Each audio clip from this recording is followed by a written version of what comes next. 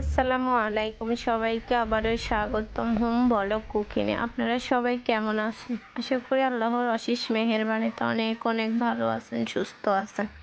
আমি আবারও চলে আসলাম হোম ব্লগ কুকিং থেকে আপনাদের জন্য একেবারে নতুন একটা ইউনিক রেসিপি নিয়ে। রসগোল্লা তো অনেক খেয়েছেন, কখনো কি এরকম কাঁচা আমের রসগোল্লা খেয়েছেন? না খেয়ে থাকলে এই রেসিপিটা আপনার জন্য। 1000 টাকা দিলেও এরকম এক পিস রসগোল্লা কোথাও কিনে খেতে পারবে না, জাস্ট সেটা নিজের হাতে তৈরি করেই খেতে হবে। আর এই রসগোল্লার জন্য আমি সবার প্রথমে চুলায় একটা ফ্যান বসিয়ে দিয়েছি, আর তার মধ্যে দিয়ে দিয়েছি 1 লিটার গরুর দুধ। আর একটা কাঁচা আম ভালোভাবে ধুয়ে ফালা করে নিয়েছি। দেখুন দুধটা যখন হালকা গরম হয়ে উঠেছে, এর মধ্যে আমগুলো ছেড়ে দিচ্ছি। মিষ্টি বানানোর সময় দুধটা হালকা গরম হয়ে গেলে এর মধ্যে লেবুর রস বা ভিনেগার, যেটা দিয়ে আপনি ছানাটা তুলবেন, ওটা দিলে ছানাটা খুব সুন্দর নরম ও স্পঞ্জি হয়। কাঁচা আম দিয়ে কিছুক্ষণ নেড়ে চেড়ে নেওয়ার পরে দেখুন কত সুন্দর ছানা কেটে গেছে, আর আমগুলো সিদ্ধ হয়ে গেছে। এই পর্যায়ে আমি আমগুলো তুলে নিচ্ছি।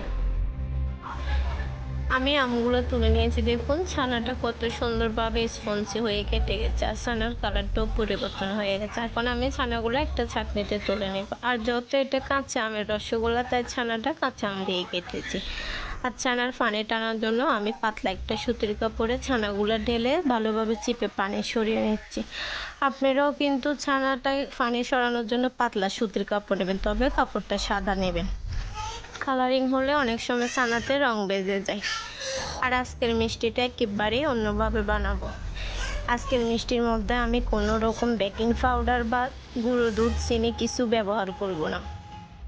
আমি ছানাগুলো ভালোভাবে মধ্যে এখন রসগোল্লার শেপ দিয়ে নিচ্ছি। দেখুন কতগুলো রসগোল্লা হয়েছে 1 কেজি গরুর দুধের ছানাতে। আর এখন চলে যাচ্ছি চুলায় একটা ফ্যান বসিয়ে দিয়েছি। ফ্যানের মধ্যে দিয়ে দিচ্ছি 4 কাপ, চায়ের কাপে 4 কাপ পানি আর 1 কাপ চিনি। পাতলা শিরা করব আমি। শিরাটা পাতলা হলে রসগোল্লাগুলো খুব সুন্দর করে ফুলবে, স্পঞ্জি হবে।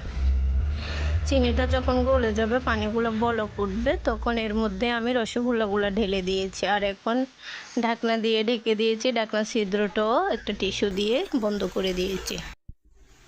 আর কতক্ষণ পর পর পাতিলটা একটু নেড়ে ছেড়ে দিয়েছি। যখন বেশি ভাপ উঠে যায়, তখন ঢাকনাটা একটু খুলে ভালোভাবে নেড়ে ছেড়ে দেবেন। দেখুন রসগোল্লাগুলো কতটা ফুলে গিয়েছে, আর অলরেডি আমের কালারও বের হয়ে গেছে। আপনাদের যদি এরকম অরিজিনাল আমের কালারটা বের না হয়, তাহলে আপনারা চাইলে এখানে হালকা করে গ্রিন ফুড কালারটা ব্যবহার করতে পারেন। আমি যত একেবারে তনতাজা কাঁচা আম দিয়ে ছানাটা কেটেছি, তাই ছানার কালারে কাঁচা আমের কালারটা চলে এসেছে। এখানে আমি কোনো রকম বাহিরের কোনো কালার ইউজ করে নেই।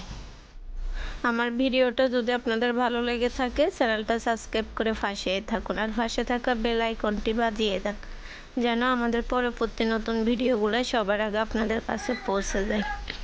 আর ভিডিওটা কেমন হলো অবশ্যই কমেন্ট করে জানাবেন। ভিডিওটা ভালো লাগলে একটা লাইক করতে বলবেন না।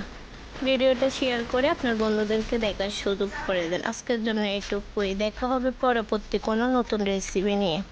ততক্ষণ সবাই অনেক অনেক ভালো থাকেন, সুস্থ থাকেন। সবাই সবার জন্য দোয়া করবেন। আল্লাহ হাফেজ। আসসালামু আলাইকুম।